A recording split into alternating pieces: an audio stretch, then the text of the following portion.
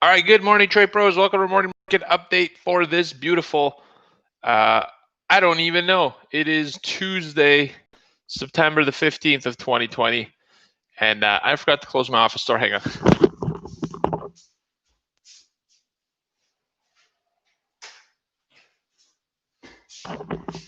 I'm back. All right, so it's Tuesday, September 15th of 2020. Trade Pro swag. Let's do this. We got a great morning market update for you today. Gonna crack a beer open and take a sip because I'm thirsty as heck today. All right, what's news? Well, this morning, well, not really this morning, but today at 1 p.m. Eastern in the afternoon, Apple will be having their annual September iPhone event. All right, once again, starts in the afternoon, 1 p.m. Eastern, but probably won't be announcing an iPhone. So it's not really an iPhone event. It's just a launch event. And they're calling their event Time Flies. Okay. And so, it's a very corny name.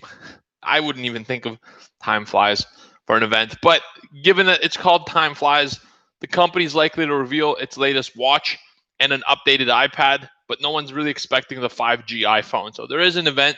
The 5G iPhones were the most anticipated handset piece of hardware Apple's done since 2014. So that's going to be interesting. I don't think we'll get an update on the 5G iPhone, but if we do, that'll be a surprise for investors. It could be a positive thing. Typically, Apple actually dumps during these conferences. It sells off a little bit.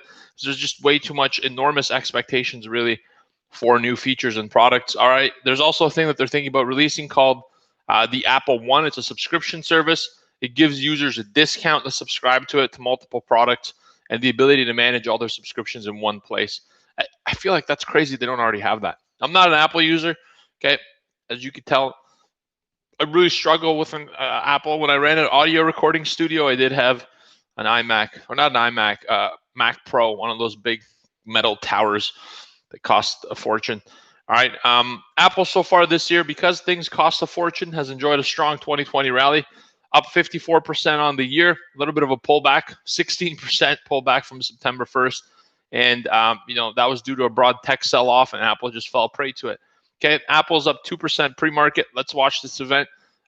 It's a huge company. It's really a big correlation driver for tech stocks, and tech leads the way. So it's going to be a huge event for us. If you're trading this afternoon, you got to be watching Apple and the conference to see what they're saying.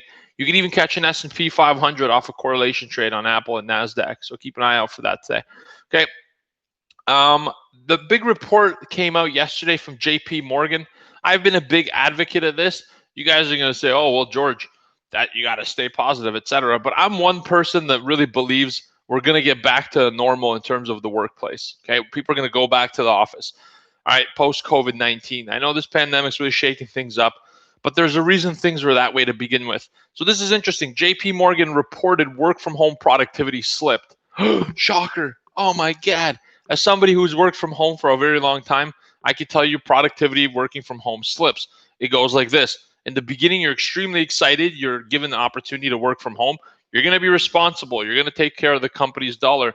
4 weeks later, you're watching Netflix. There's ice cream stuck on your chest that's now dried up from like 4 days ago, and you're deciding when you should get up at some point and do something. I know how it goes. Guys, I've done the transition. Okay, JP Morgan says they're particularly affected on Mondays and Fridays. Fridays, you're drinking early. Mondays, you're killing a hangover. Been there.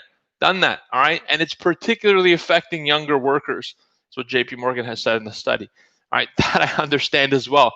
But one of the big areas that said that's really suffered, other than productivity, is the ability to create creative combustion, as they call it, or to bring people in the same room to brainstorm, to come up with creativity. Okay, here's the bottom line. Human animals crave interaction. All right, you have to see each other, smell each other, touch each other, hopefully not using any other sense in the office. But hey, I ain't going to stop you. All right. And humans interacting is what breeds innovation. Okay. Rules enforce discipline and order. All right. And ultimately productivity. Get ready to get back to work. I'm calling it this time next year. Everyone's back to work. The only issue right now with getting employees back to work at a bank like Scotia, I have some contacts there. I used to be a trader for Scotia Bank for a number of years, way back, playback. All right, and I'm in touch with a lot of people. They're directors, senior managers, etc. And they say, the only reason is that we can't get people into the tower right now is with the social distancing rules. It would take us 9 hours to fill the tower with 3 people in each elevator. If you think about a 70-floor building, all right.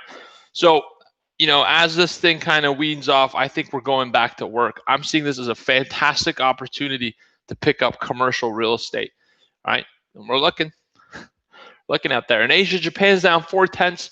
Hong Kong's up 0.4%. China's up 0.5%. India's up 1%. In Europe, a midday, London's up 0.8. Paris is up 0.3%. Frankfurt's up the same. And in the U.S., Dow's up 0.6. S&P's up 0.7. Nasdaq's up almost 1%. So we're seeing equity markets on a broad rally. Okay, we're through the prior day high this morning as of 6:50. And on to a new overnight high on the Z contract at 16.25 on the SPOOs, the S&P 500 futures. All right. Crude oil is even up 1.6%. The IEA yesterday, the International Energy Agency, right? So authoritative. International energy, like all energy, not just crude, just energy in general, and agency. They're agents to energy internationally. Wow. Wrote in its closely watched, monitored, or monthly report that the path ahead is treacherous amid surging COVID-19 cases in many parts of the world. Global oil demand growth is now seen at 91.7 million barrels a day. All right, that's a contraction of 8.4 million barrels a day. All right, and more than 8.1 million barrel per day contraction predicted in the August report.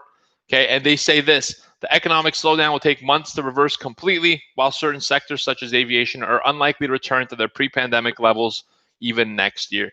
Okay, I'm not saying that everyone's going to be back to work tomorrow, but what I am saying is eventually we're going to get back to the normal. All right, believe me, we are. Otherwise, I'm not owning any stock. Look, I always ask people this question, like, how productive are you at work?